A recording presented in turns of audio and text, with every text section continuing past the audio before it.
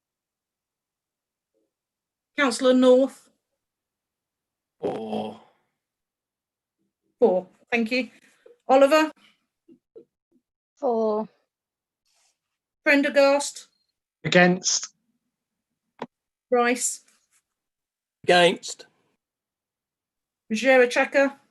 4. Shanley. Against.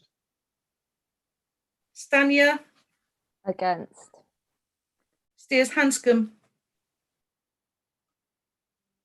4. Strong. Against. Fake. Against. Tyson. Against. Is there anybody I've missed out? Give me 2 seconds.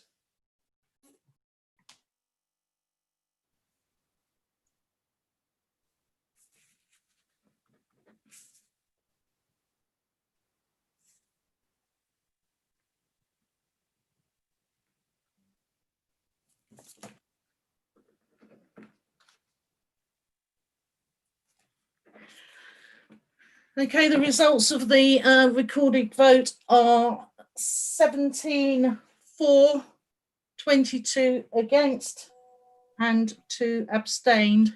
So the motion is lost. Chair, you still need to adopt a scheme. So someone would have to propose that it is the existing scheme without the allowances, just so it's clear. Have we got a proposer? In order to save time, I will propose that, Chair. And a seconder? Yes, I'll Second. Oh, okay. Judy.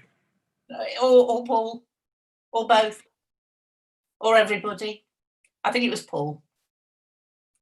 Yeah. We need to vote again? Yes. Just by show of hands. Yes, I'm going to do the 4 first, please. If you can raise your hand if you're for the existing scheme. Thank you.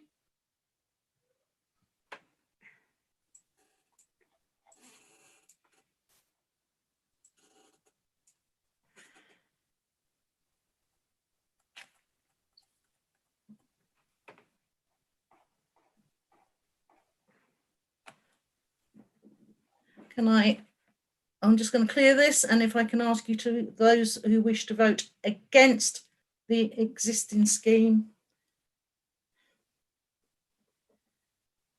Okay, and are there any abstentions, please? Okay, motion's carried that the existing scheme continues. Thank you.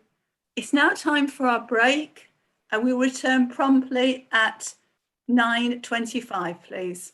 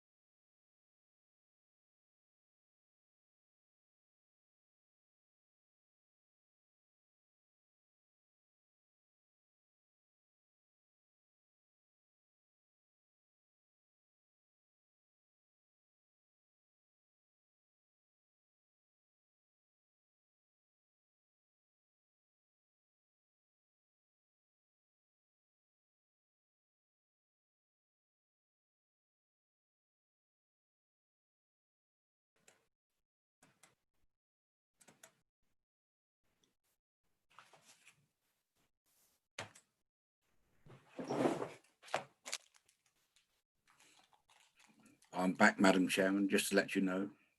Thank you. That's all right then, Richard. We can start now. Well, look, I know I'm old, David, Martin, but I don't think I quite command that kind of senior membership in your administration. But I mean, one day people do get names wrong sometimes. All just to point out, I think this is probably all still on the streaming. Right, I'm going mute now before I say anything I shouldn't. I'm happy for the public to hear me giving Councillor Fake a ribbing. It's good to know we've got a sense of humour. Yeah, okay. Yeah, we all got a sense of humour. We're all feeling older by the minute. I think we need to be Actually, quiet. I'm sounding terribly old by using phrases like giving somebody a ribbing. Good grief, what an old-fashioned phrase. Touche. So, Chair, shall I ask Matthew to take down the break notice? Thank you. And we'll need to do a roll call to ensure that everybody's back again. So when you've returned, if you can turn your cameras on, councillors, please.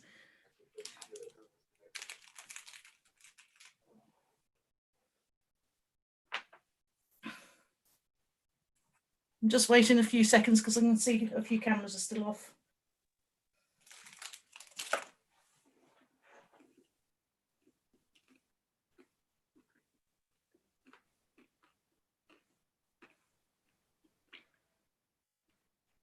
Chair, would you like me to start the roll call? Yes, please. Okay, I'll just call surnames, please. So, Councillor Albert. Yep. Alan. Okay, I'll come back to Councillor Allen. Thank you very much. Aspinwall. I'm here. Barnard. Yeah. Claire Billing. Here. Judy Billing. I'm here. Bishop. Yeah. Brown. Here. Bryant. Here. Clark. Present, ma'am. Collins. Hello. Davis. Here. Dennis Harburg. Here. Derbyshire. Yeah. Frost. Can I speak on behalf? She's got a baby crying. She's had to go. She'll try and get back later. Just make a note. Okay. Green. Here. Harwood. Yep. Bone. Yeah. Hoskins. Yeah, here. Hewson. Yeah. Hunter. Present. Jarvis. Yes, I'm here. Levitt. Yeah. Mantle. Yes, here. McNally.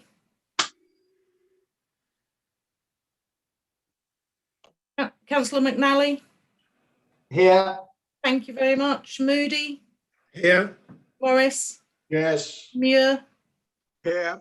Nash. Here. Ngwala. Here. North. Here. Oliver. Here. Prendergast. Here. Rice. Present. Wajira Chaka. Present. Shanley. Present. Stania. Here. Piers Hanscom. Here. Strong. Yeah, present. Thank you. Fake. Now, I know you were here earlier. I was having trouble unmuting, sorry, here. Thank you. Tyson. I'm here. Officers. Anthony Roche. Yes, I'm here. Ian Cooper. Yes, I'm here. Jeanette Thompson. Yes, here. Vaughan Watson. Here. I'm not sure if Joe Dovesey, are you still here? No. Melanie Stimpson. Present. Anne will have gone. Vic will have gone. Louise Randall. Yep, I'm here. I'm here, and Matthew is on IT, and I imagine our member of the public has now gone as well. That's the roll call. Thank you, Chair. Thank you. We're up to item 12, electoral services, scale of fees 2021 to 2022. I understand that the Democratic Services Manager will be recused from the meeting whilst the following item is discussed, given her returning officer responsibility. I believe that Melanie is about to be placed in a breakout room. Yes, I am. Thank you, Chair. So you've broken out. Okay, thanks. Could I call on Ian Cooper to present, please? Thank you, Chair. As a council, we are required to set a scale of fees for running elections, and it is presented before you to be transparent about the fees that we are setting. Whilst the Democratic Services Manager has recused herself because of the bits relating to the fees to returning officer, she has been involved, given that she will be running the elections, in the fees for the other roles in question. And you will also note that the fees for the returning officer are proposed to be unchanged from the previous year.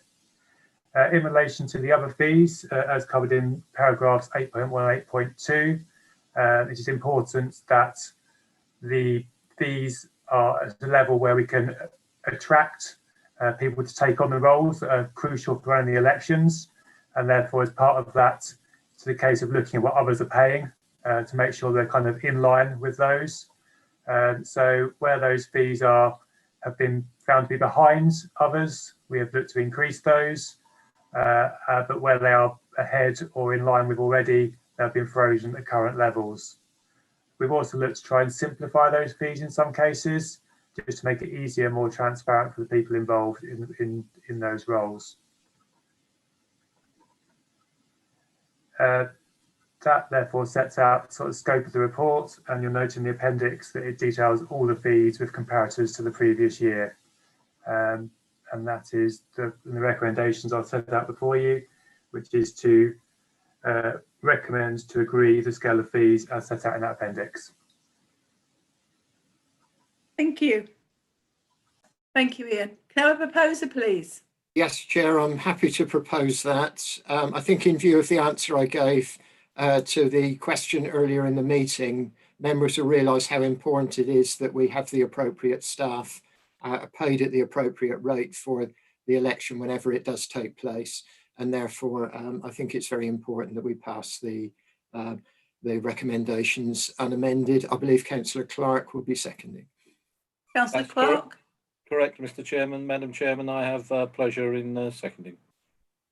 Thank you. Should we go to debate? No hands up? Should we go straight to the vote? Thank you, Chair. So the recommendation is that Council be recommended to agree the scale of fees for 2021-22 as set out in Appendix A. Can I ask those who are for to raise their hands now, please?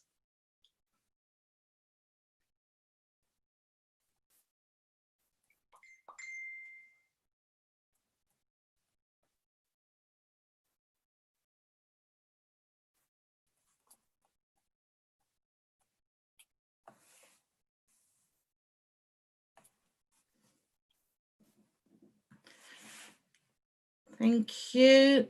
Are there any against?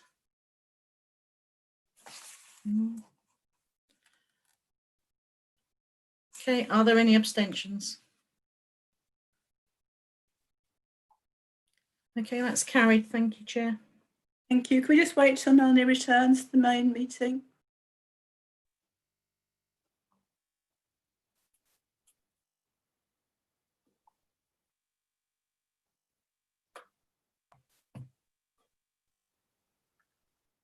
I've sent you, Chair. It will just take a moment. Okay. Yes, Chair. Thank you. I'm back in the room. Oh, great. Item 14, exclusion of press and public. I would like to propose that under Section 100A of the Local Government Act of 1972, the press and public be excluded from the meeting on the grounds that the following report will involve the likely disclosure of exempt information as defined in paragraph 3 of Part 1 of Schedule 12A of the said Act as amended. Can I have a seconder, please? Happy to second, Chair. Thank you. Any debate about that? Can we go straight to the vote? Okay, if those in favour can please raise their hand now.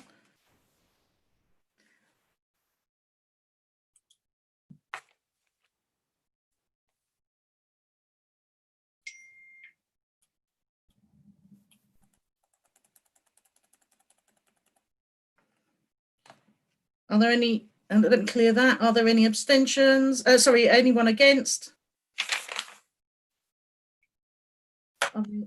Any abstentions?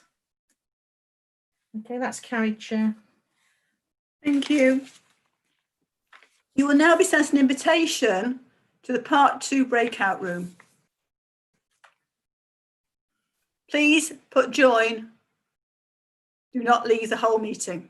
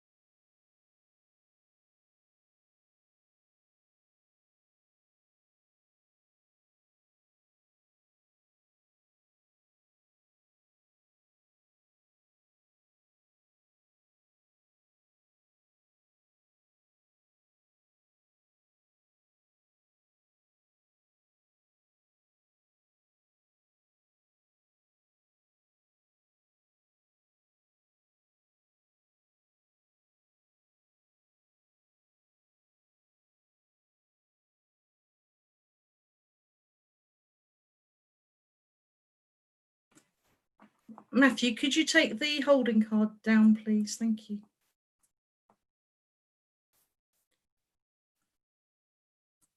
Okay.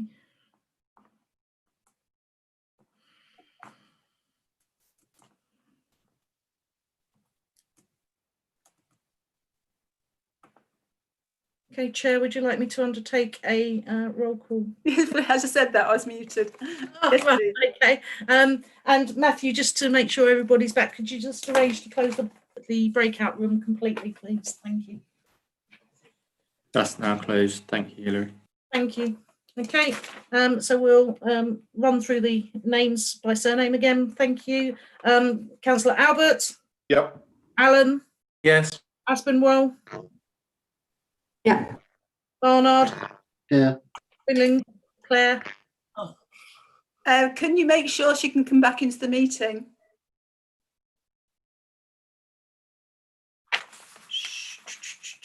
Is she asked? She hasn't asked to come back, so She's. I believe that she was kicked out of the Part 2 meeting and may not be aware that we're back in Part 1. Okay. Okay. She may need to rejoin the meeting and then be accepted through the waiting room. Yeah. So would someone mind trying to contact, just telling her to rejoin, please? Thank you. Billing Judy. Yeah, Billing Judy's here. Thank you very much.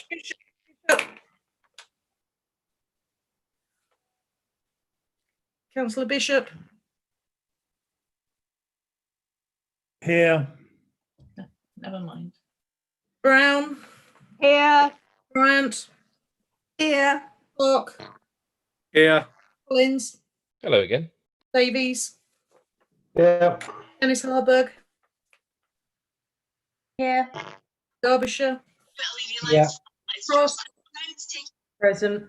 Green. I'm here. Harwood. Hello. Hone.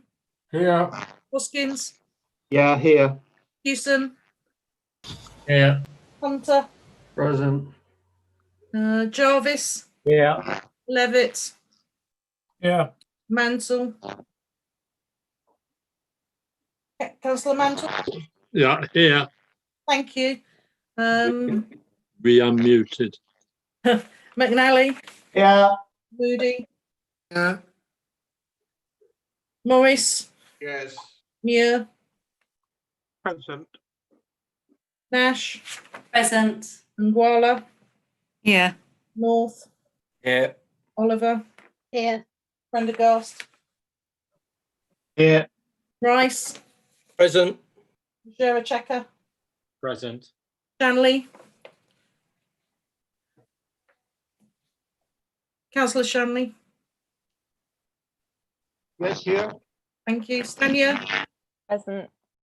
Sears Hanscom. I'm present, and I believe Councillor Claire Billing is trying to join at the moment. Just admitted Claire Billing now. Thank you. Strong. Present. Bake. Here, if you can hear me. I can. Thank you. Tyson. Well, that's amazing. Yes, I'm here. And I believe Claire Billing, you've returned. Yeah, I'm here. Thank you. Officers, Anthony Roche. Yes, here. Thank you. Ian Cooper. Yes, here. Jeanette Thompson. Yes, here. Vaughan Watson. Here. Melanie Stimpson. Present. Louise Randall. Yes, I'm here. Myself and Matthew on IT. Thank you very much, Chair. Thank you. Item 16, now back in Part 1, COVID-19 leisure contracts recovery. Now, please ask... Chair, point of order, Chair. Before we start, could I ask for a recorded vote on the recommendations taken separately, please? Would you like to ask again when we've actually got the recommendations? Certainly. Okay, can we come back to... I won't forget. Can we just get going and see? Because I just remember the last recorded vote, which we got very complicated. Can I ask Councillor Steve Jarvis to present a proposed report and referral from Cabinet? Thank you very much, Chair. The Council agreed in September that it would underwrite the losses on the leisure centres resulting from the COVID lockdown and the other restrictions up to a maximum of £1.8 million in the expectation that they would continue to be open and that the level of usage would continue to grow slowly for the remainder of the financial year.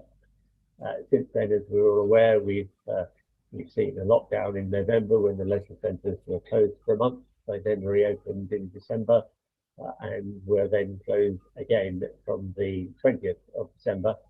And the current expectation is that they will have to remain closed until the end of the financial year at the end of March.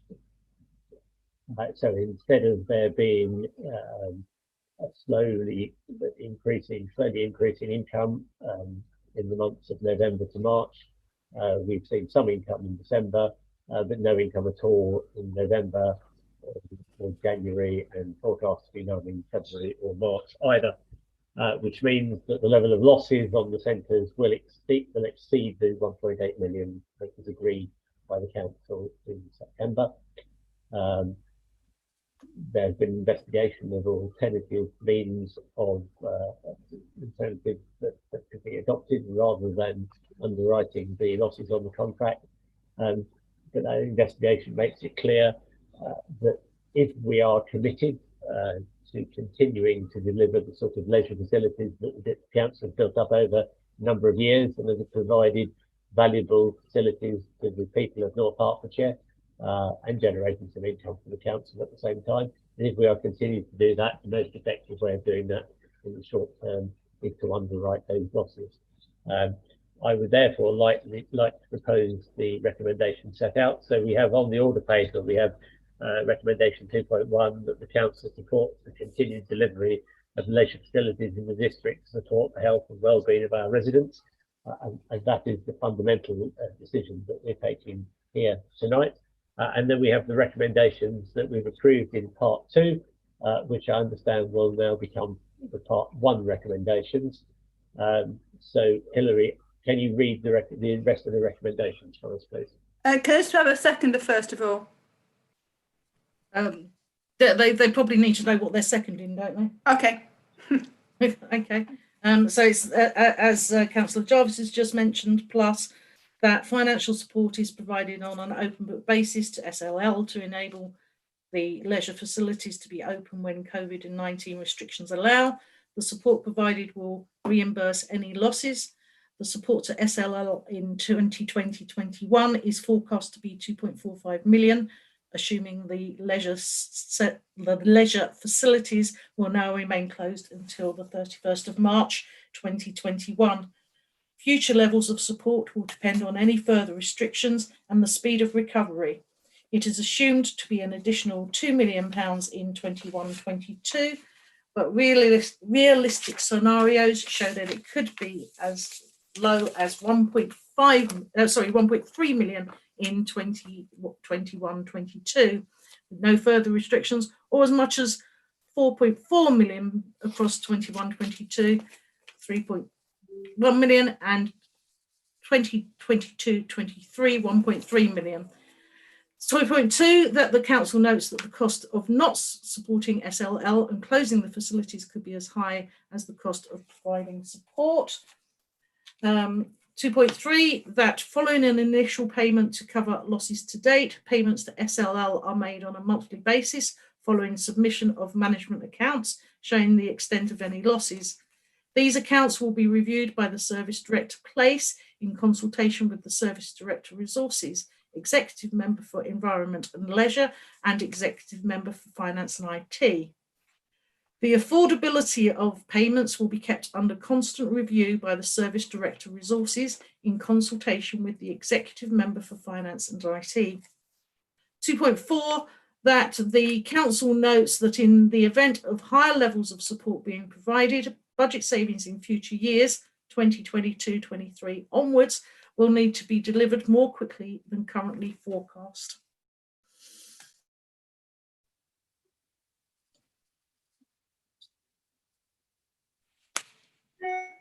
Thank you. Can I ask for a seconder, please? Oh, happy to second. Chair, reserve the right. Thank you. Shall we go to debate?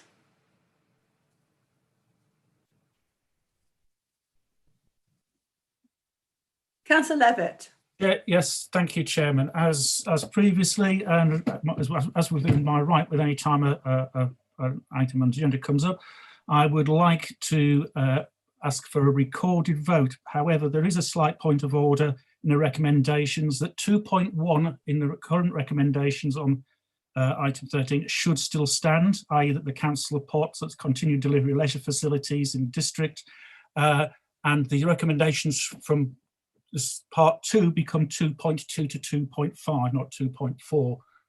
That, I believe, is the correct way we should be dealing with it. Therefore, I would like to ask for a recorded vote on 2.1 and 2.2, 2.5, if that's correct. Thank you, Chair.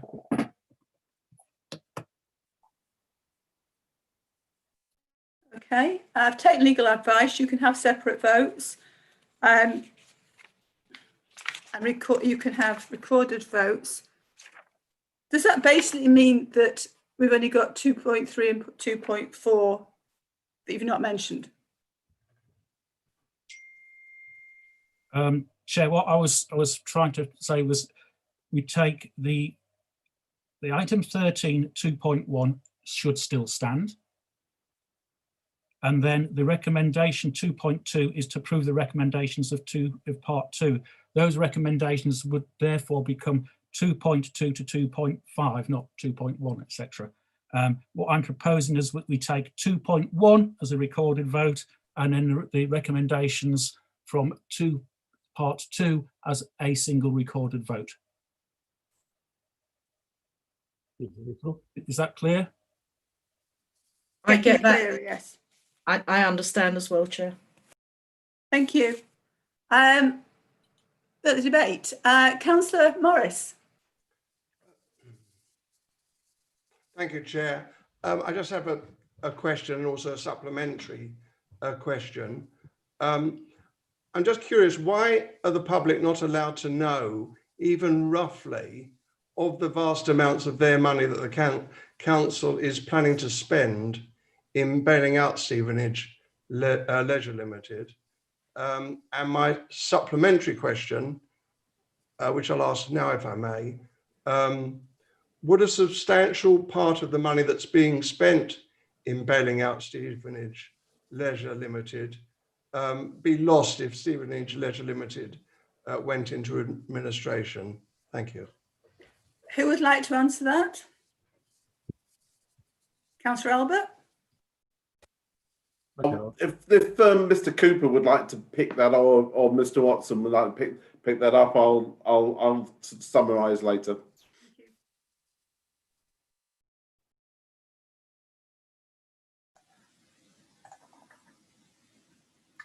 In relation to the second part of the question, Chair, if I may, as was detailed in the Part 2 report, yes, in the event that Stevenage Leisure went into administration, any money provided would be essentially lost, albeit would provide leisure services for the intervening period. They have been open over the periods they can be open over the last year. Thank you. And who was the other officer who was going to give some information? Sorry, yes, Mr. Watson. Sorry, could you just repeat the second part of the question again? So just so for clarification. It's the first part of the question you want me to repeat, yeah? Yeah, please. Yeah. I was curious why the public are not allowed to know even approximately or roughly of the vast amounts of their money the council is planning to spend in bailing out Stevenage Leisure Limited. That's what I was curious about. Thank you. I think, Chair, I can answer that. And the answer is they are. They've just been told if they're listening to this meeting, and it will be in the minutes. And one of the things I was quite clear about was we have to tell the public what the amounts will be once we have agreed them in the Part 2 report. And they are then the subject of the Part 1 debate. It's important the public do know that. So if they're watching this meeting, they will have heard the amounts, and those amounts will appear in the public minutes. Because I agree, it's important they should know. Councillor Albert? Cheers. Thanks, Chair. I mean, and really just to set briefly to second this, and I absolutely share, I mean, Councillor Morris's view and indeed Councillor Jarvis's view that it's absolutely right that we need transparency on the numbers, and that's really important. But what I would differ from Councillor Morris is that this isn't about bailing out Stevenage Leisure, as he so puts it. This is about how we actually work our way through to providing leisure services for our community, bearing in mind that the desperate pandemic that we've had, the worst in 100 years. And what we're talking about here is not just a bailout, it's actually about providing a vital and valuable service to our community. And I do reject that notion, but it is important. Of course it's important for people to be transparent about the numbers. It's interesting to note that now obviously Conservative colleagues are looking to have a recorded vote, and I welcome having a recorded vote on 2.1 and indeed the other recommendations. But what I would say to Conservative colleagues is it's no point supporting 2.1 if you can't actually give us an idea as to how you're actually gonna deliver that part, other than the way that we've said and we've actually argued for in the recommendations that are now, I think, going to be 2.2 to 2.5. That's the key. You can't do one without the other.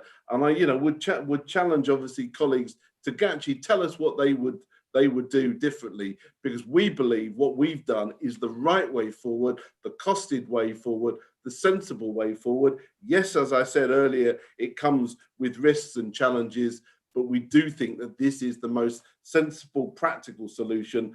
And indeed, obviously, it will be subject to continual and constant review. And if there are changes in the coming financial year, we will come back, and I'm happy to commit that we will come back to full council for a further discussion. But I hope colleagues that will support all of these recommendations, 2.1 to 2.5. Thank you, Chair. Thank you. Can I just say that Councillor Gero Chaka needs to be let back in? Thank you. Councillor Levitt. Sorry Thank about you. it, Chair. Just to say I'm back in. Thank you. It was only a frozen screen. Thank you, Chair. I can fully support the recommendation 2.1 about we need leisure service. We need to support the leisure services, whoever provides those, whether it's the council provides them, and we know there's a number of private contractors really struggling to provide leisure services that we don't provide. And some of those also provide NHS services as well. So I've got no problems with 2.1 whatsoever. Where I do have an issue is the recommendations from the Part 2 papers, which are now following the other recommendations. Back in September, we agreed £1.8 million with a cap on it. I didn't support that at the time because I could see, and I said at the time, you'll be coming back for more because it's not enough, it's not going to cover it. And here we are, 4.5 months later, asking for more. How much more are we asking the council to support, though?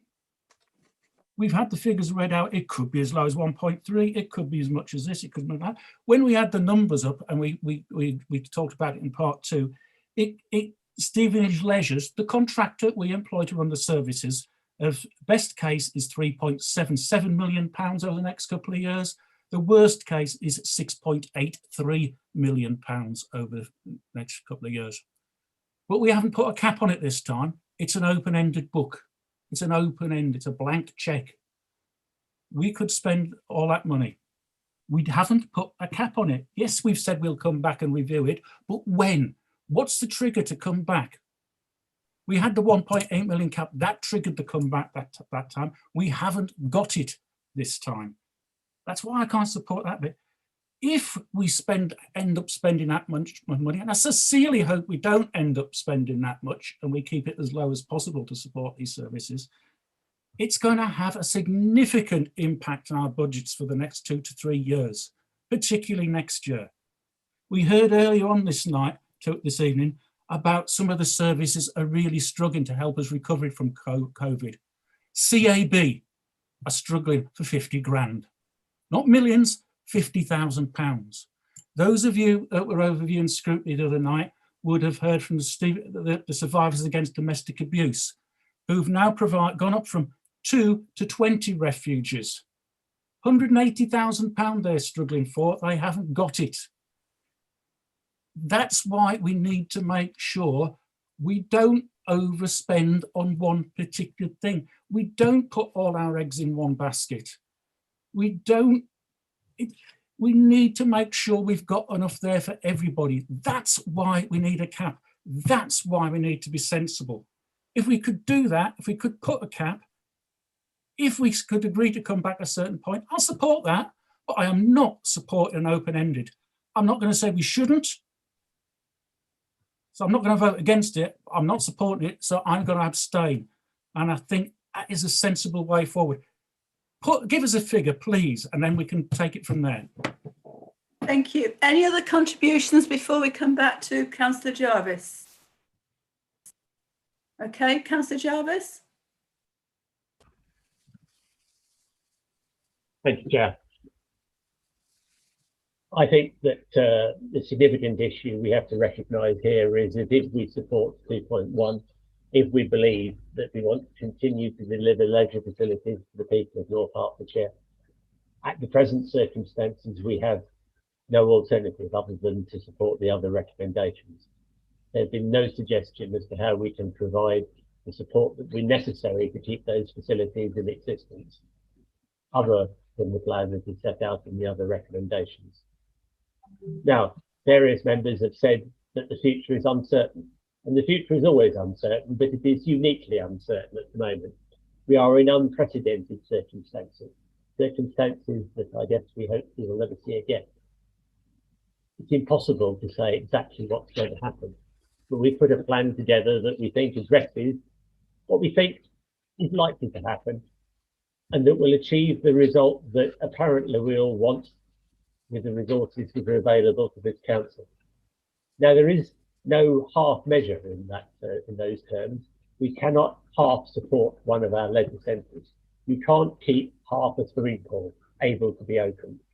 If we are going to stay in the business of running leisure centres for the benefit of our people, and we want to continue to operate them on the scale that we do at the moment, with one in Hitchin, one in Letchworth, and one in Royston, then we have to be prepared to say how we're going to do that. That is going to cost a lot of money. That is extremely regrettable. We are in a very difficult position, but we can't pretend that there is some solution that exists that nobody can actually define that will help us do this on the cheap, because there isn't. If we want our leisure centre to continue, we have to pay the cost of doing that. And I hope that members will support all the recommendations to achieve that. Thank you, Councillor Jarvis. Hilary, could go to the vote, please. Votes. Oh, thank you. Okay, you seem to have Adam Resher. Yes, sorry, that's just suddenly appeared. Can I just Councillor ask Derek Jack has suddenly appeared in the screen. Can I just ask a quick question, Chair? Yes. Before we vote, and it's around whether or not I can vote after having left for a few seconds. Can I take legal advice on that, please? Same question for me, Chair, as well. I had a camera failure, but I was here all the way through. Well, it's where practicable. So in terms of the camera usage, if you're saying that you just had a short failure but could continue to hear the debate, then I would say that Councillor Collins could vote. I'm not sure about Councillor Rogera Shaka. I don't know how long you were actually out. It was about 3 or 4 seconds, and I didn't rejoin the lobby as far as I'm aware, or a waiting room. Well, that seems fine to me. I'm going to say that that's fine, and I think you can still vote on that basis. Okay, let's proceed. Okay, so we're going to go with the first recommendation, 2.1, and as a recorded vote. So I'm going to call your names out. Please answer for, against, or abstain. Could I Councillor- just clarify, please? Could you Yes. read out what we're voting on? Of course, I can. It's just 2.1 that the council supports the continued delivery of leisure facilities in the district to support health and well-being of our residents. And that is what you are voting on. So when I call your name, can you say for, against, or abstain? Councillor Albert? For. Alan? For. Aspinwall? For. Barnard? For. Billing? Claire? For. Billing Judy? For. Bishop? For. Brown? For. Bryant? For. Clark? For. Collins? For. Davidson? Oh, sorry. Davies? For. Dennis Harburg? For. Derbyshire? For. Frost? For. Green? Councillor Green? For. Thank you. Grindle? Oh, sorry. Harwood? For. Hone? For. Hoskins? For. Hewson? For. Hunter? For. Jarvis? For. Levitt? For. Mantle? For. McNally? I am not allowed to vote, sir. Oh, thank you very much. Moody? For. Morris? Councillor Morris?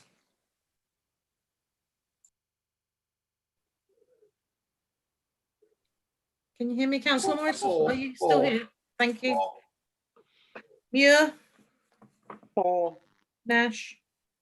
For. Nguala? For. Nash? North? For. Oliver? For. Prendergast? For. Rice? For. Rogera Chaka? For. Shanley? For. Thania? For. Piers Hanscom? For. Claire Strong, you're not voting. Fake? For. Tyson? For. And that is unanimous for those that are voting, Chair. So the next vote is on recommendations from part 2 that will become recommendations 2.2 to 2.5. And they are the recommendations that were contained in the part 2 report. So again, if I can call out your names, please, and if you will answer for, against, or abstain. Albert? For. Alan? For. Aspinwall? For. Barnard? Abstain. Billing? Claire? For. Billing Judy? For. Bishop? Against. Brown? For. Bryant? For. Clark? For. Collins? For. Davidson? Oh, sorry, I keep doing this. Sorry. Davies? Abstain. Dennis Harburg? For. Derbyshire? Abstain. Frost? Abstain. Green? Abstain. Harwood, Abstain. Hone, Abstain. Hoskins, 4. Hewson, 4. Hunter, Abstain. Jarvis, 4. Levitt, Abstain. Mantle. 4. Councillor McNally isn't voting. Moody, Abstain. Morris, Against. Muir, Against. Nash, 4. Nguala, 4. North, 4. Oliver, 4. Prendergast, 4. Rice. Abstain. Sorry, was that abstain? Yes, that was abstain. Thank you. Sorry. Rogera Chaka, 4. Shanley, Abstain. Dania, 4. Sears Hanscom, 4. Strong. No, sorry. Councillor Strong's not voting. Fake, Abstain. Hyson. 4. Give me a couple of seconds.